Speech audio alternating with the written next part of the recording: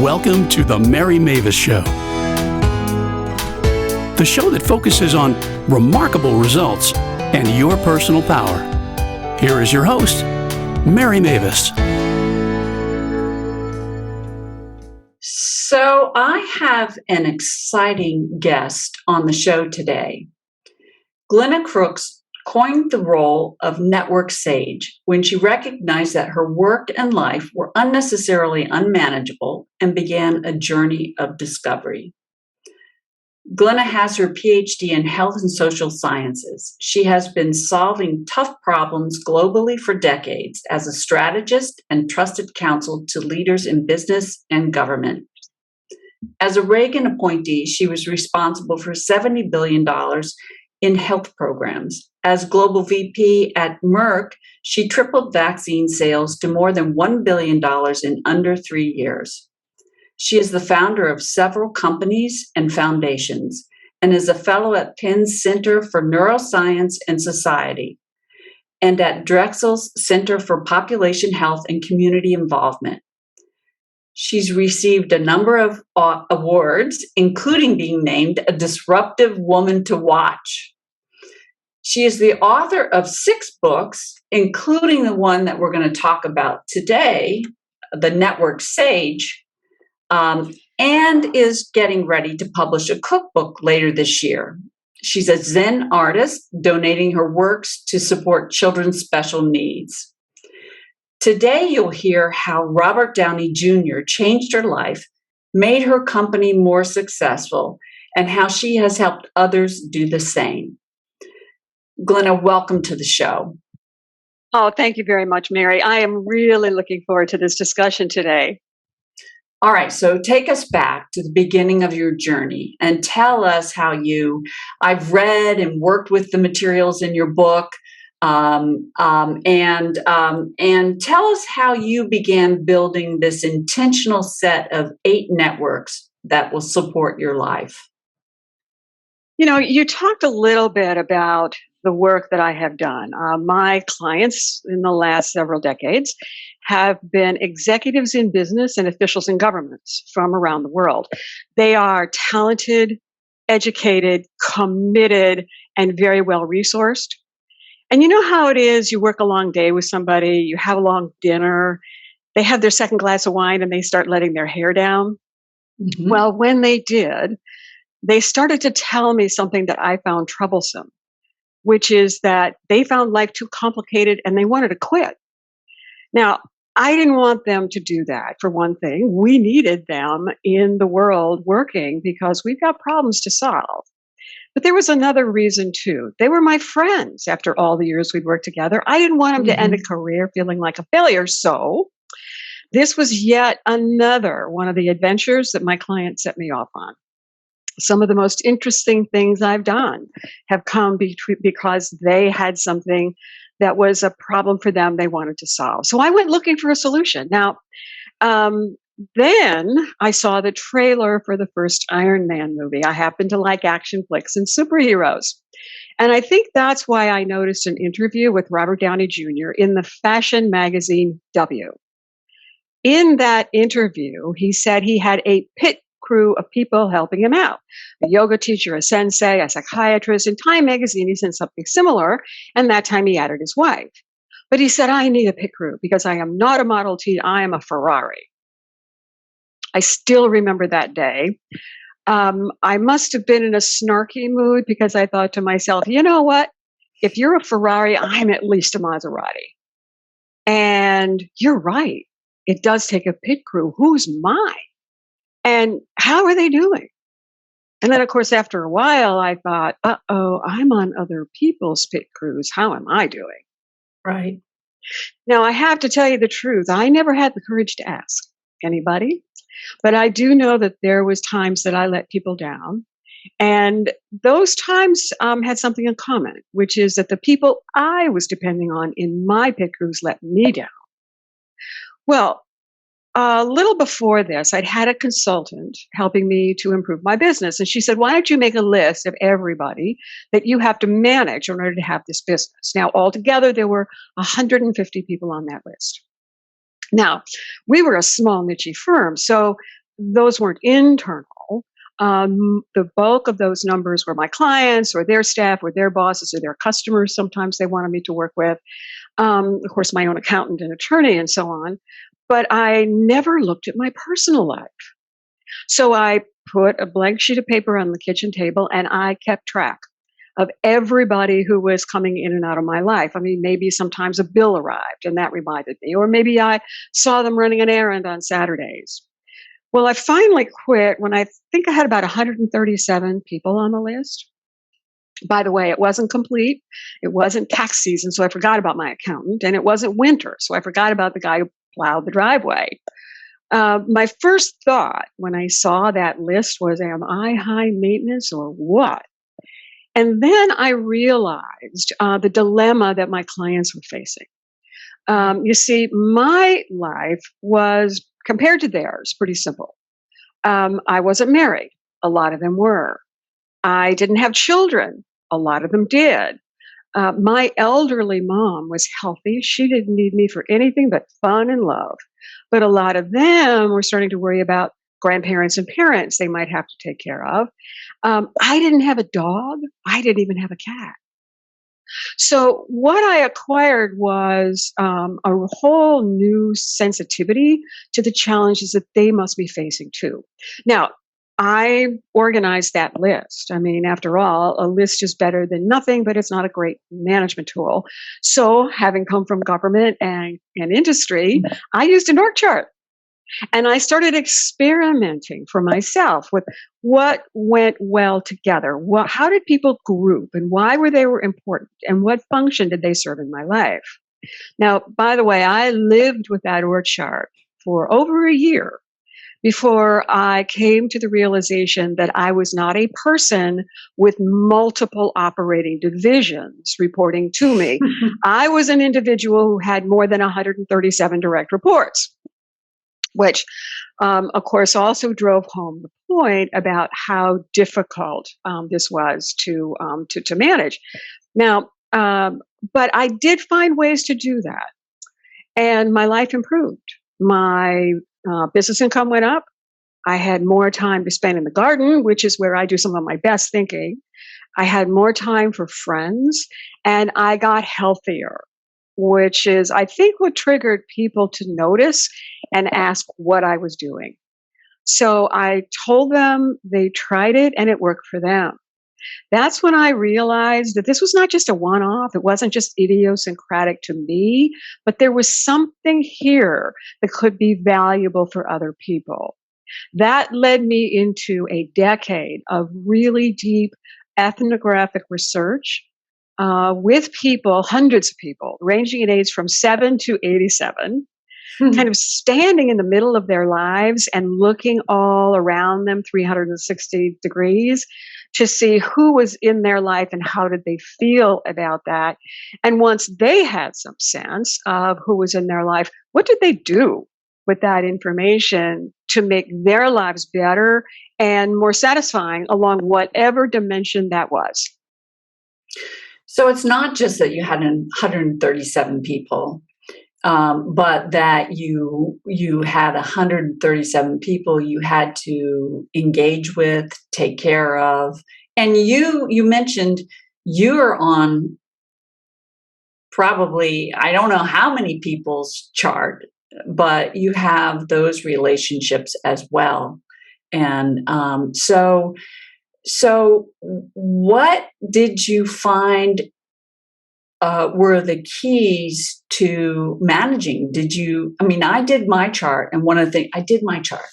Here it is. Oh, I'm glad to hear that. I did the 7, I didn't do the career piece yet, but I did the 7 networks, and I had 63 people, and I'm sure that there are people I have forgotten.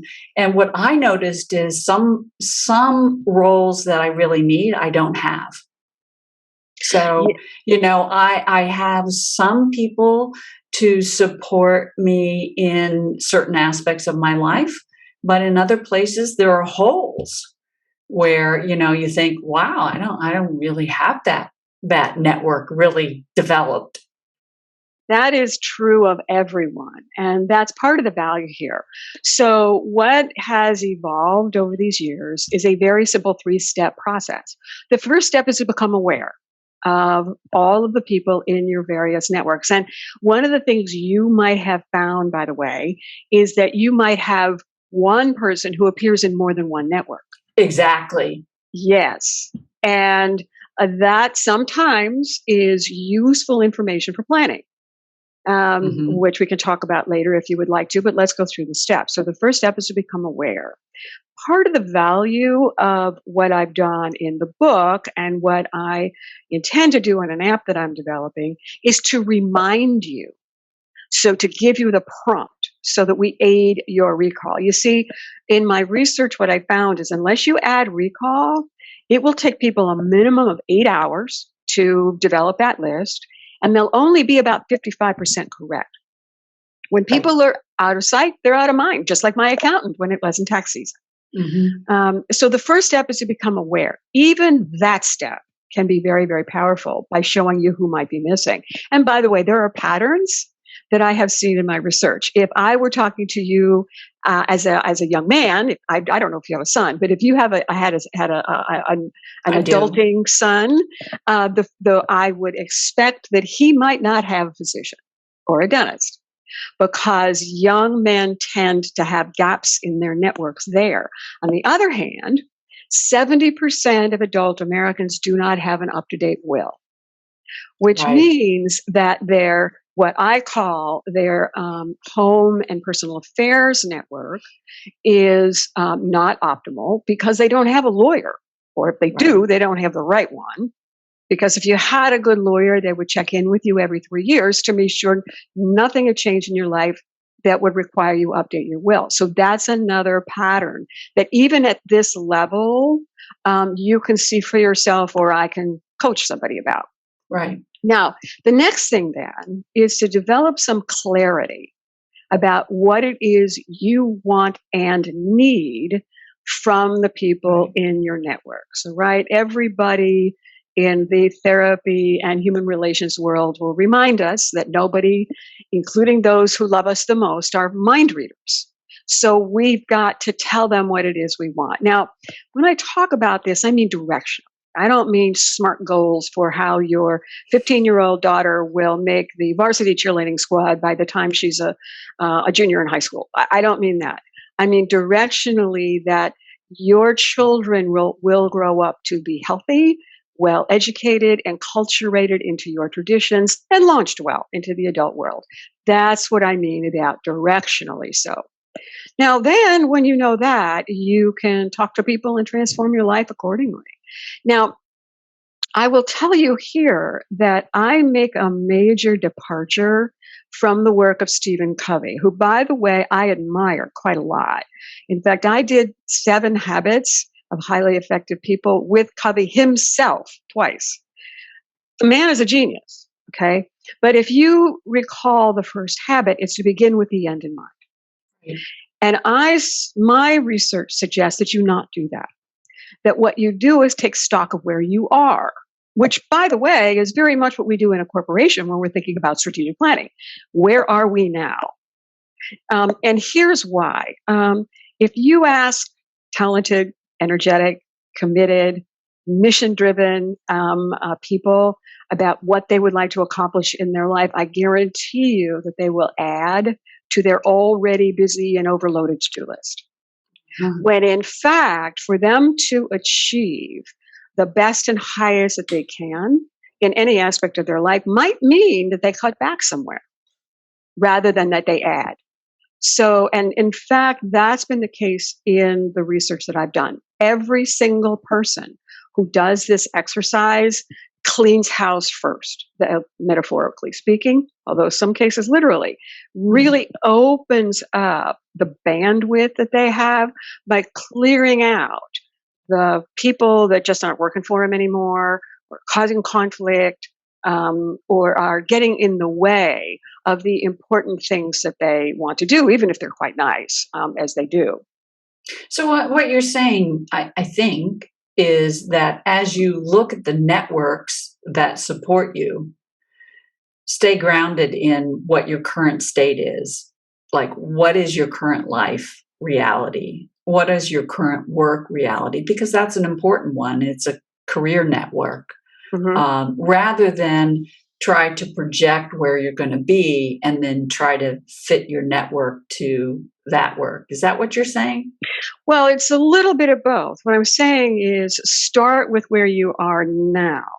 Right. So that you know what's working for you and what's not. Now, what's working for you at the big picture level, what's working for you in every single network, and then what's working for you in every single connection that you have with a person in your network. And, and this would be the other thing. A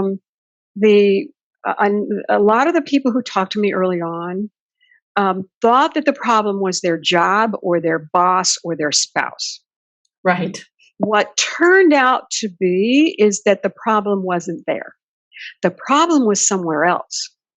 But the conflict or the tension was landing in the most important relationships that they had. Mm-hmm. And once they cleared away that chaos or that drain on their energy, they really could see that the problem wasn't what they had diagnosed early on. And I would say for this myself, I mean, one of the things that I would like to talk about is how I categorize people into primary, support, and transactional.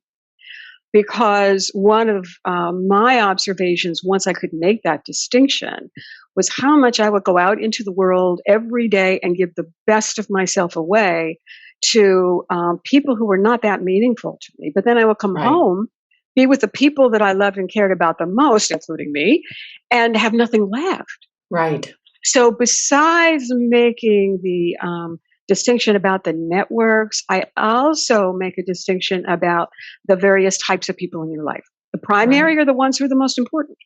So your spouse, your kids, your boss, your best friends, your parents, for example, your best clients, and you, by the way, you have to put yourself on that list. Because for everybody who is primary, and this is what's driving a lot of what your activity within a network is all about.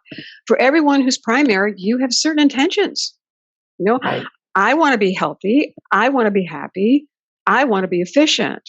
So my intentions for being efficient are not being met if I have to make an appointment for a hairdresser, but they always keep me waiting. Right. And one almost caused me to miss a flight. So, that's not working for me, but I can't tell you how long I put up with that until I had a way of making this distinction between saying, look, the people who are primary to me, they're irreplaceable, Right. But I have intentions for those people. I rely on other people I call support to make that happen. Now, they're replaceable, maybe not easily, but they're replaceable. And then everybody else is transactional, which doesn't mean that I won't treat them with respect. I mean, I'm nice to wait staff and Uber drivers and so on, but they are far more replaceable than anybody else in my life. And so if they can't deliver the services to me that I want, then I really need to think about replacing them. And here's the other distinction that I was actually ashamed to say that I wasn't making. When I was a government official, I think I was a better steward of taxpayer dollars. And when I was a Merck executive, I was a better steward of shareholder dollars than I was of my own resources.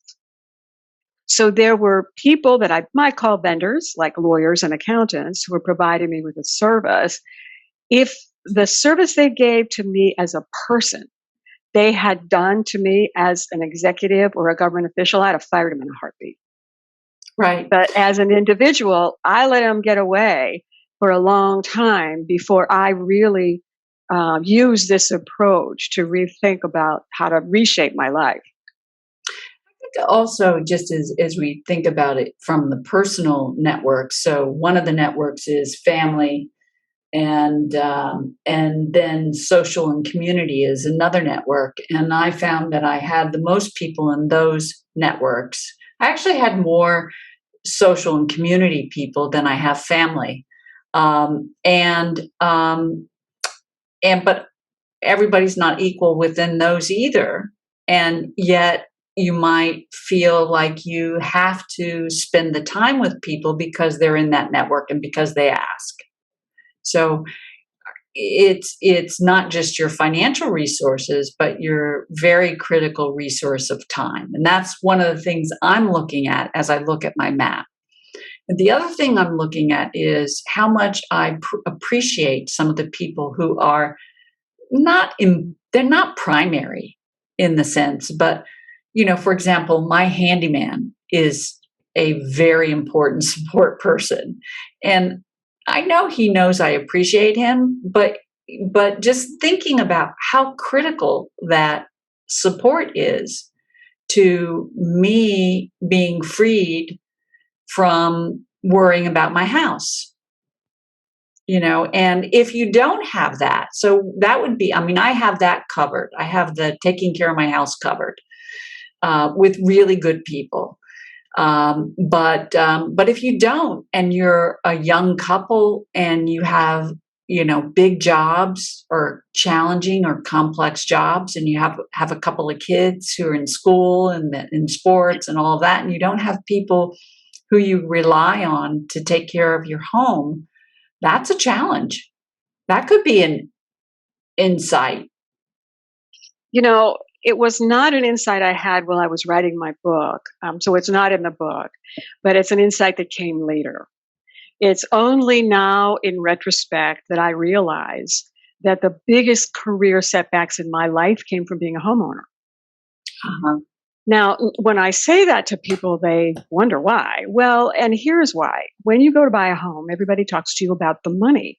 Can you afford the upkeep and the down payment? And, it'll need a new roof. And oh, by the way, taxes are going to go up because municipal pension funds are separate. Mm-hmm. Nobody says, do you have the bandwidth to manage 20 people? Because that's what it takes.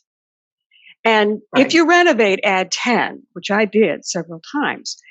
And if perhaps it's a little easier if you are in a couple and you don't have children because you can tag team problems around the house. But I'll tell you that I now realize how much of a load it was to know that the house was there. And I'm lucky because I had good help too. I never got up in the morning and found a leak under the kitchen sink. Because if I had, it would have been very difficult for me to say, get on a plane and fly to my office to Singapore, for example, with a clear head, or go into a budget negotiation and fight for what my department needed. And then here's another one. I also had a good guy to take care of my trees. And one day my neighbor's tree came down on my roof. It was a Saturday. They did not have an arborist, but I did, and we had a good relationship. I called him. He was there within 20 minutes. And he got the tree off my roof with no additional damage. So that shows you some of the benefit of having a good household network to help you through a time like that. Mm-hmm. So be aware of the people in your network. Clarify the importance level, whether they're primary support or transactional, like an Uber driver that just picks you up. And then what's the third step? Well, the third step is transformation, what you just spelled out as ACT, A-C-T. So I use the acronym NetworkSage. So you'll take steps in one way or another. Sometimes that's going to mean telling people that you want something to be different, or that you want something. Sometimes it doesn't always involve telling people. Sometimes you can just do it. I mean, if you decide not to be so engaged in social media, you can just back away. You don't have to make an announcement about that. And by the way, you might want to, in some cases, not make a grand announcement. And that a bit of advice comes from our understanding, which is growing more and more. A lot of this literature was not available when I first started. But now research is emerging on network effects. So every network that we are in has a center of gravity. If you're below that center of gravity, it will pull you up. Now, I learned this playing tennis, although I didn't realize it at the time. When I played with a better player, my game was better. When I hang out with smart people, I get smarter. Right. But the converse is also true. If you are above that center of gravity, it will pull you down, which means that for anybody in the workforce trying to get ahead, it is going to be difficult as you transition from one network center of gravity to another. And the people that you're leaving behind are going to be scared. Now, they're not going to be aware of it. This is all unconscious, but we survive in groups. Yeah. So if it looks like you are leaving at an unconscious level, their view is, uh-oh, what's going to happen to me? Am I going to be okay? Mm-hmm. And so people in the group will try to pull you back into whatever the normative behavior of the group was. And you're not just, that might be. So talk about the eight networks that you lay out in your book, and then talk about the ones that are most challenging. Sure. So the 8 networks that you're referring to are ones I call life networks. These are enduring. And let me park that for a moment and say that there's another major type, which I call event networks. We'll dispose of those really quickly. It's going to make total sense. It's very intuitive. An event is something that you've experienced many times before. You got married, that's an event. People came in to help you out with the wedding, and then when it was over, probably they all left, unless you really like that florist and you decided to keep them in your life, all right? Having a baby is an event. Buying a home is an event. Picking a college with your kid is an event. Having an automobile accident is an event. Having surgery is an event, all right? People come in, they help you through that event, and then they leave. To the degree that this event network is good, it will help you protect your life networks because you're not going to have to lean on them so hard for support, right? Right. Now, let's talk about the life networks.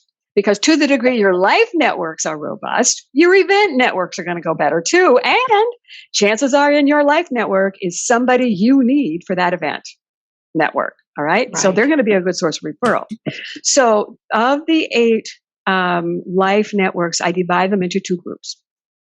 The first 5 I call birthright networks because you were born into them.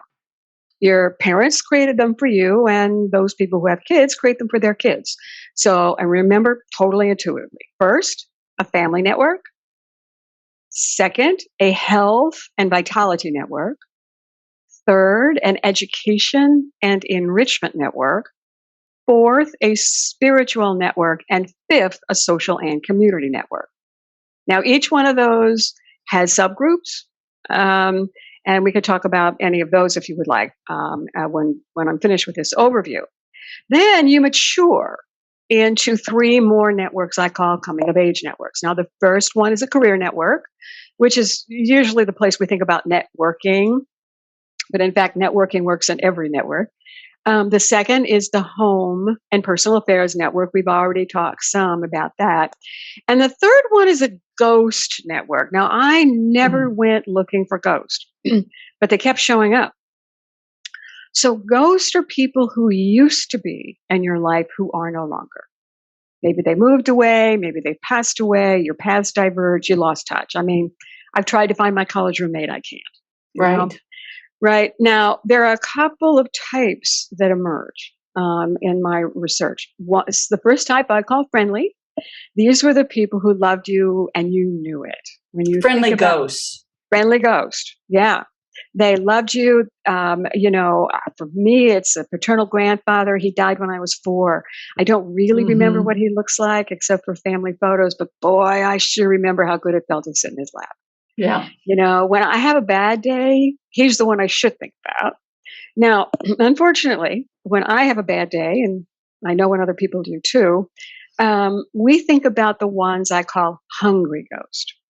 These are the ones who left us with a bruise and a hole in our heart, and they come out at the most inopportune times. For me, it's when I'm writing. They pitch a tent in my office and they scream at me all day.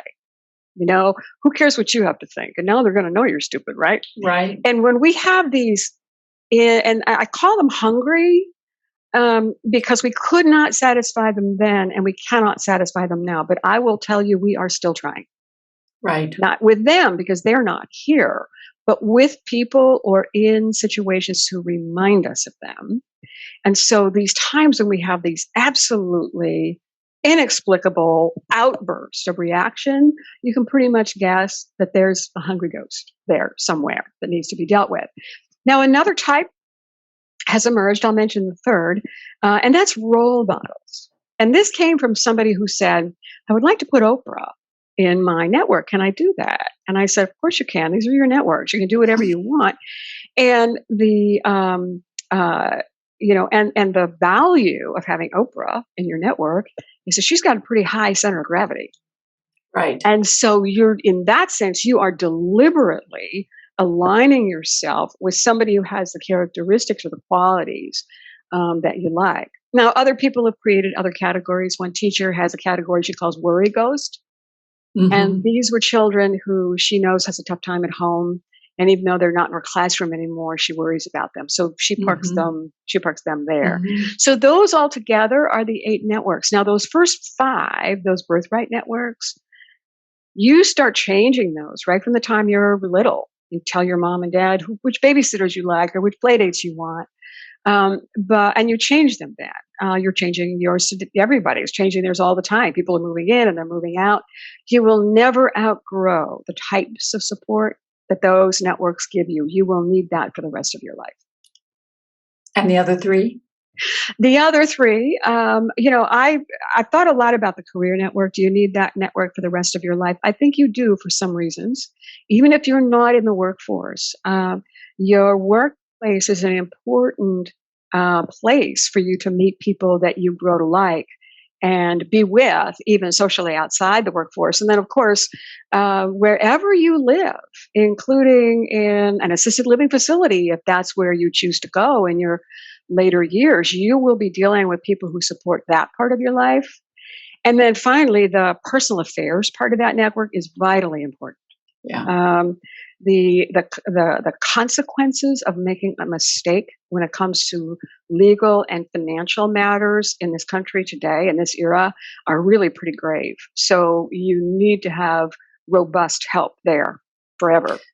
So let's talk about the career network, because a lot of people listening to this are listening from the lens of their job. And I really wanted to interview you because I think that you can be more successful at work when you're thinking about all the networks that support you. But we're not talking about networking.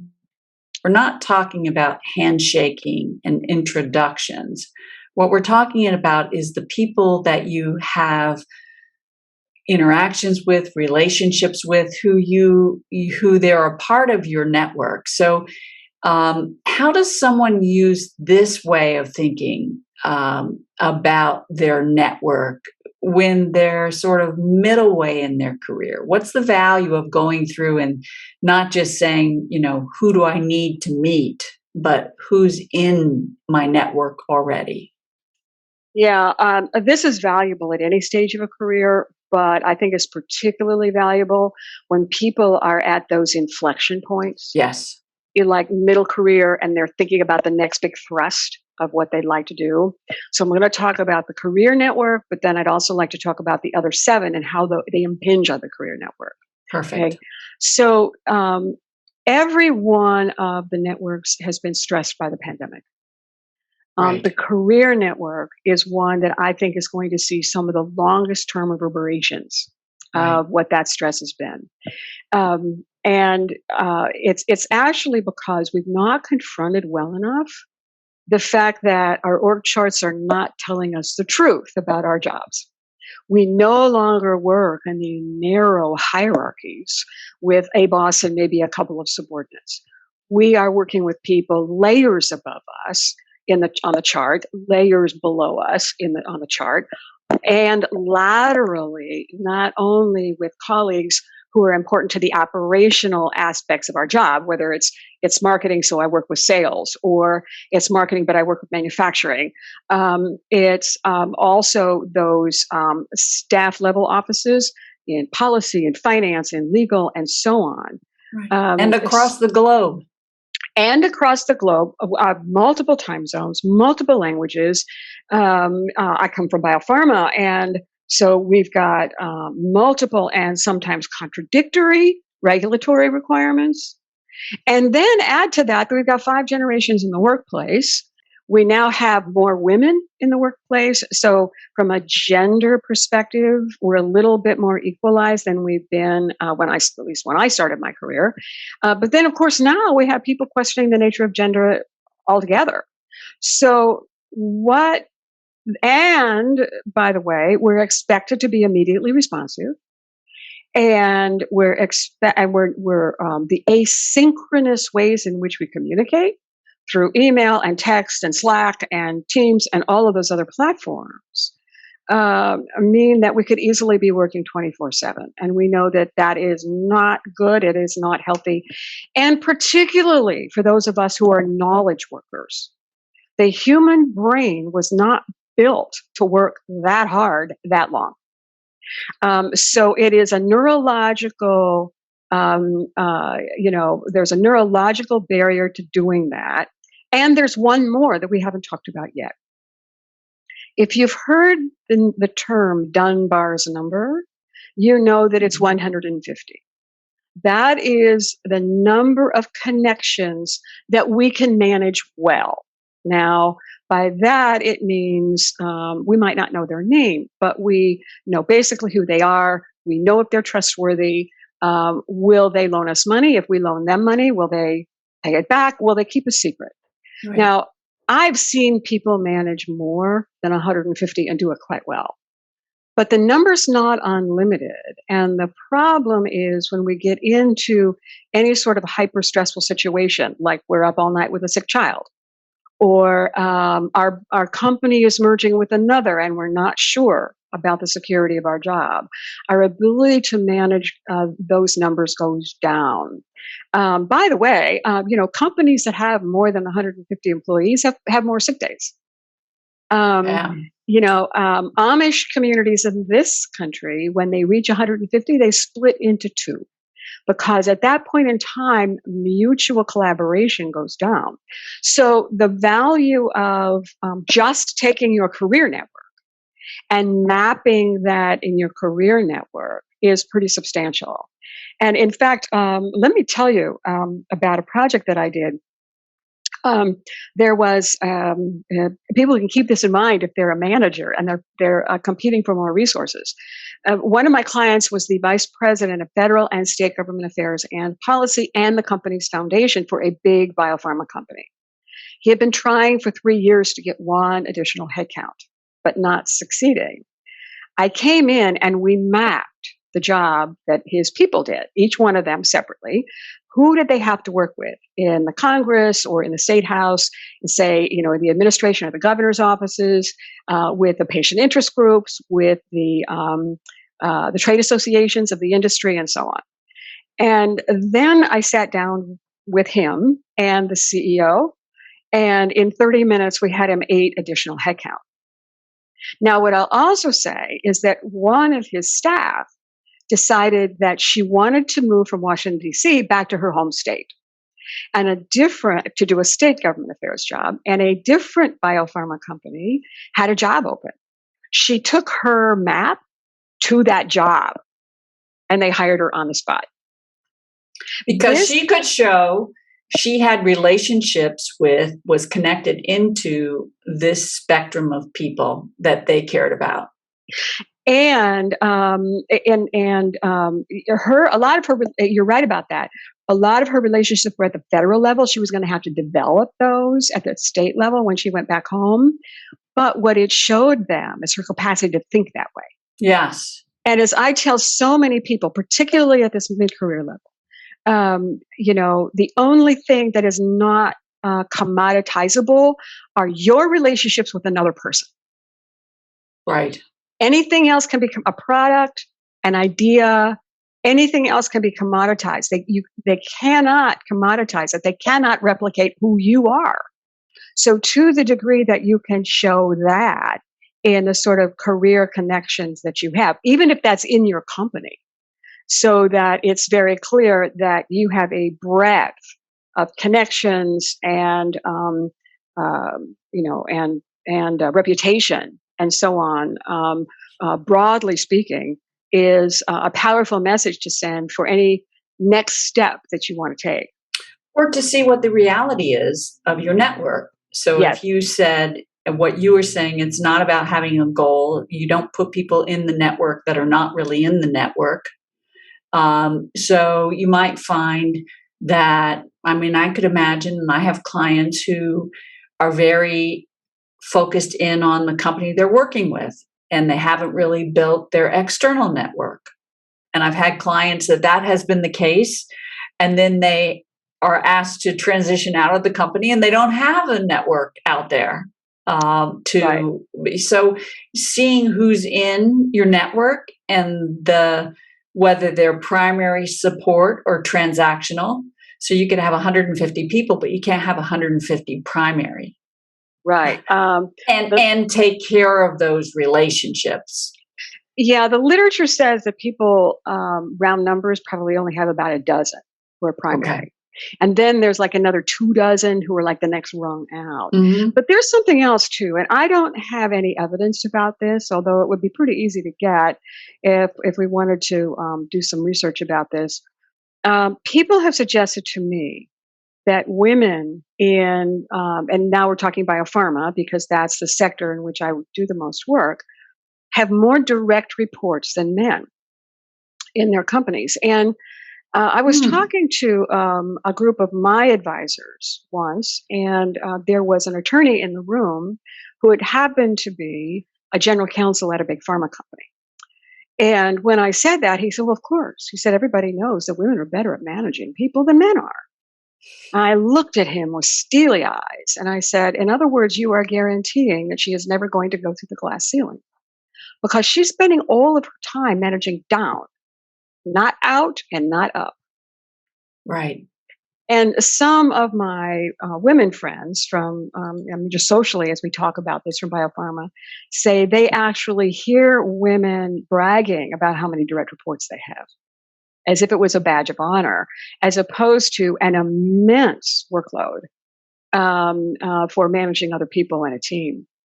Well, and that's interesting because Karen Kaufman and I do this program for people in the middle called Personal Power, and it's all about creating influence where you don't have authority. And so what we often hear, and I have to think about it, whether it's more with the women than the men, but at that level in the organization, most people are looking down and they're taking care of their team and managing those people and delivering results. And it's a whole new world to look at what I call the up and around. Like, who are the people? And, one of the things that is sometimes an aha is there are people in their network that are important to the results that they don't even know. They don't know them well. They could say hello to them, but they don't really know them. And so doing that upward look or working with their peers who may actually rise and be the next boss for them. But you have to do it in the context of your current job. You can't do it in any other context. Well, I think that there are, even in the context of your current job, I think that there are ways to reach out to other people if you recognize the gap.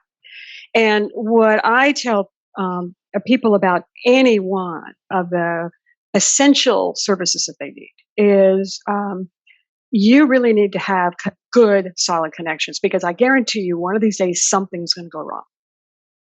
And in that moment, you are going to need other people to trust you. Even if the facts are not really clear, or it maybe looks like even you made some kind of mistake, you want somebody to give you the benefit of the doubt. They will be more willing to do that if you actually created a relationship with them. Now, one of the things you might have noticed is that I think I've only used the term relationship in our conversation twice. Mm. I thought about this long and hard as I was writing. Did I call it a connection or did I call it a relationship? Well, things tend to become what we call them.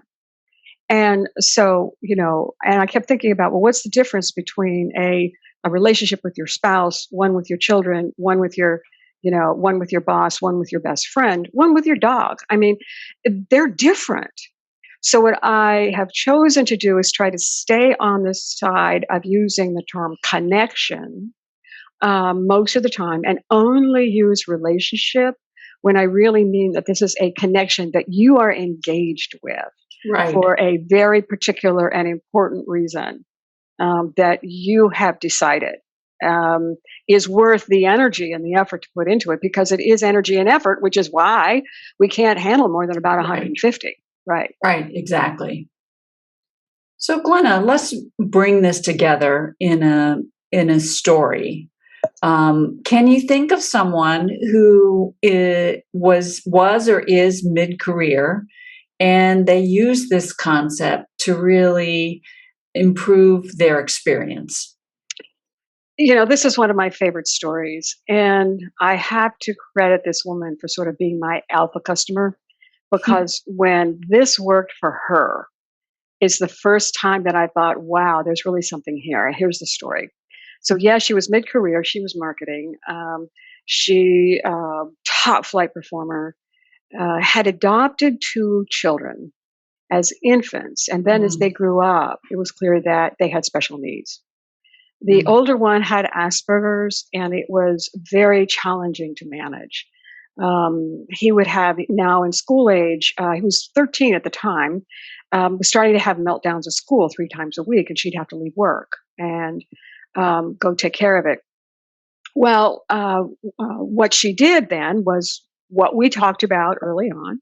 She looked at everybody that she was managing in her life and realized she was managing 47 people for that one child. Wow. And it was draining her. I mean, she was very creative, but she couldn't take the cake decorating course she wanted. And she was very extroverted. She couldn't socialize with friends the way she wanted. And those were things that really fed her. Well, she dropped back for a while and got some rest and then recouped. And the next time that her son had a meltdown, she went to school and she said, okay, folks, here's the name of the game. My son deserves an education and you have failed. So he gets to go to a private school and you are going to pay for it. Here's 3 schools that I've identified. Let's go decide which one. Well, she got him into that school, but she changed the way she worked with people. So I will never forget when she called me to tell me about this. She said, altogether then, there were 7 people in that school. And she said, you guys are the experts in how to take care of my son. I expect you to collaborate together. And if you can't figure something out, one of you is welcome to call me. In the past, she'd been running interference and negotiating Right. among all these people. She wasn't going to do that anymore. And she said, Glenna, she said, they're working for me now. She said, we have a call every Friday morning and they come to the table with ideas. Now, the other thing that happened is because he was 13, she wanted him to see a male psychiatrist. At the time, he had 3 female psychiatrists. And she's trying to figure out whether they can afford it in the family budget, because it was $400 an hour. And she said, he's good, but my God, is he expensive. When she saw the data, she realized she could fire the 3 women, just hire the man, and come out ahead, not only in terms of the family finances, but also in terms of wear and tear on her, of only carting him to 1 meeting a week instead of 3. All right. Now, she was able to go back to work. It settled the family in whole new ways. Yeah. It saved them money. Now, but that's not all. This is one I like because I follow some of these people longitudinally. This boy graduated from high school a year early. He ended up going to Temple for 2 years, lived on campus in an apartment with 3 other young men, quite an accomplishment, but got bored. So he decided he would enlist in the Army. He did. They had to waive the physical fitness requirements because he wasn't a terribly muscularly big and fit kind of guy. But his computer skills were so extraordinary. So they waived the physical fitness requirements for him. Within a month of finishing basic training, he was in some top secret cybersecurity unit in Eastern Europe. He passed up an opportunity to go work at the White House in security, did 2 tours of duty, has since left with an honorable discharge, and is now working and living on his own. That's quite a success. When I talked with her, she said, only a quarter of the kids who have this diagnosis ever become independent of their parents. And I said, wow, and he's working and he's a taxpayer now. She said, yeah. She said, there were times I never thought that would happen. There were times, in fact, I thought he'd end up in jail. So it was a success that they tracked back to her seeing that data. That was her comment. Glenna, you liberated me, you gave me data. And you know what I love about it is that it fits with, if you put the data out in front of you in a diagram, you can see things you wouldn't have seen before. Yes. So if you just map out, I do this a lot with my clients, map out the scenario, map out the relationships, map out the dynamics. But in this case, she probably did both. She looked at the people and then she thought about the dynamics that were behind those people. And that was the big insight. Yes. And I will tell you that we've seen that happen even with 7-year-olds. Mm. Yeah. This is not something we've been taught. And there are so many people who read the book or listen to me and they say, it's really a simple idea. Why didn't anybody think about it before now? And I say, it is a simple idea. And I didn't think about it either until Robert Downey Jr. came along. Yeah, it's like much of my work. It's simple and intuitive, but you have to do the work. Yeah. So well, and what this gives you is kind of an operating system. It becomes a way of, you'll never see life the same way again. Yeah, fabulous concepts. Glenna, thank you so much for joining me today. Your book was illuminating for me, gave me things to do, things to think about, and I've just enjoyed all the conversation. I know you have more stories than we could ever share. So thank you so much. Oh, you're very welcome. I hope you enjoyed this podcast. Today's show was produced by Eric Aubrey. Our theme music was written and produced by Eric Aubrey and Tim McKinstry. The show's graphics were designed by Devin Marciano. Remember to subscribe to our podcast on Google, Apple, or Spotify. You can also find episodes at maviscompany.com, where I invite you to sign up for my weekly newsletter. I hope you use some nugget to help you create remarkable results in your world. Thank you for listening.